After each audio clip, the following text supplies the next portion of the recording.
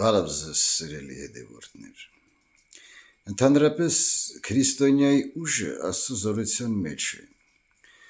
Մարդը ինքը իրենից վեր բարձրանալով սկսում է ինքնաճանաչողությունը, այսինքն ինքը իրան ճանաչելը, եւ մարդը այսպես ասած բռնում է Աստծո ճանապարհը, թեքվում է Աստծո կողմը։ Այսինքն այդ ժամանակ մարդը սկսում է գիտակցել ով է նա, ինչ է նա իմ տեսնում է իր բազում տկարությունները, մեղքերը եւ կրքերը եւ սկսում է ձգտել կատարելության։ Ինչպես Սուրբ Գրիգոր Տաթևացին է ասում, մարդը ինչ էլ որ ձեռնարկի, բարի բանի արգե, պետք է Աստծուց օգնություն խնդրի։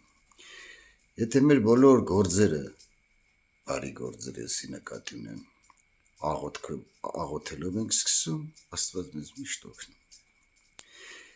Եթե մի որևէ բան անում ենք առանց աղոթքի, հիշեք եւ իմացեք, չարը արդեն իր պոչը թաթախել է դրա մեջ։ Այնտեղ լինում է հակառակություն եւ անհաջողություն։ Դրա համար ձեր ամեն ինչը վստահեք Աստծուն։ Աստծո անկարելի ոչինչ չկա։ Երբ մարդը բռնում է ինքնաճանաչողության ուղին, նա սկսում է արդեն հասկանալ, որ պետք է մաքրվի, սկսում է ապրել ուրիշ ձև, փոխում է իր աշխարհայացքը ընդհանրապես, կամաց-կամաց սկսում է ճանաչել իր անձը։ Ինչպես Սուրբ Հայրերն ասում են, ով ճանաչում է իրեն, ճանաչում է Աստծուն, այսինքն մարդը ինքը իրեն ճանաչելով,